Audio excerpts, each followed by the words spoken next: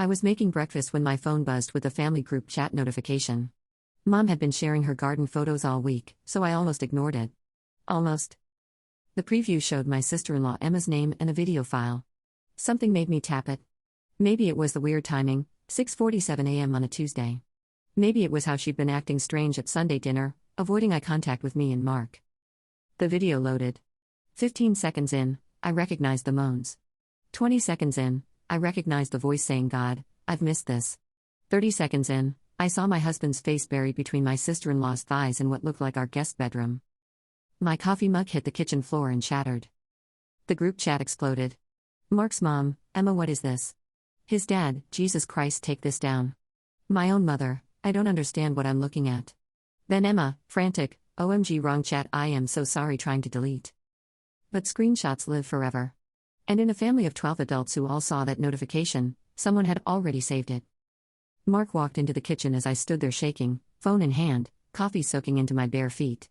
"Babe, what happened?" I heard something break. I held up my screen. Watched his face go white. Watched him open his mouth, close it, then just sit down hard in the nearest chair. "Sarah, I can explain." "Explain what?" "That you've been fucking your brother's wife? That she was filming it? That she just sent it to your entire family by accident while trying to delete evidence?" He buried his face in his hands. "It wasn't supposed to happen like this." "How was it supposed to happen, Mark? How long?" 2 years. 2 years. While I was working 60-hour weeks to pay off his student loans. While I was planning our future, talking about kids, defending him to my friends who said he seemed distant.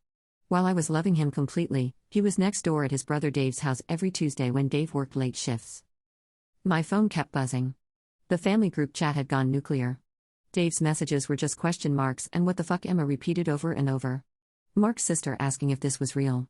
His mom trying to delete the video that was already burned into everyone's phones. "Sarah, please." It meant nothing. Emma was going through a rough patch with Dave, and I was just being supportive, and it just happened. Happened? For 2 years it just happened? While I was here making you dinner and doing your laundry and thinking we were happy? I looked at him, really looked, and saw a stranger. The man I'd spent 6 years with. The man whose ring I was wearing. The man who'd held me while I cried about my dad's cancer diagnosis last month, who knew exactly how I liked my coffee, who still left me stupid love notes on the bathroom mirror. None of it was real. My phone rang. Dave's name on the screen. I answered. "Sarah?" His voice was broken. Did you see?" "Yeah. I'm coming over." "Emma's locked herself in the bathroom. I need to know how long you've known." "I found out the same time you did." Same time everyone did.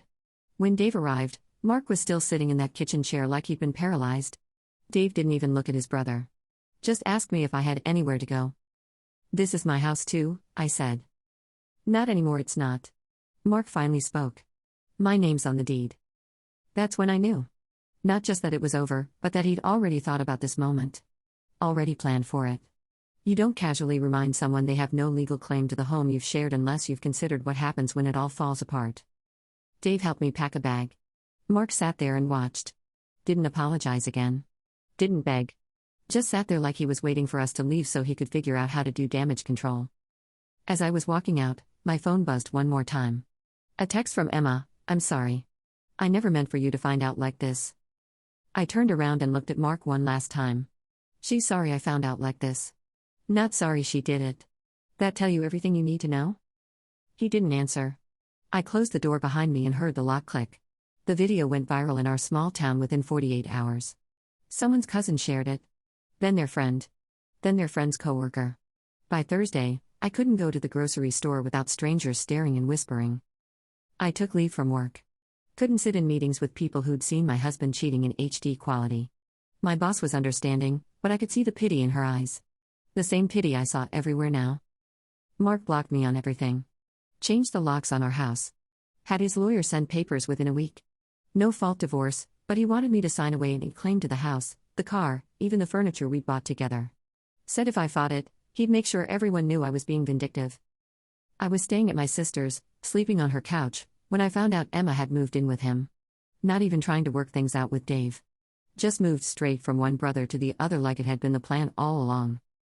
Dave came by one night with a bottle of wine and eyes that looked as empty as mine felt. She said they're in love, he told me. Said it started as friendship and grew into something neither of them could ignore. Like that makes it romantic instead of disgusting. How long were you married? 8 years.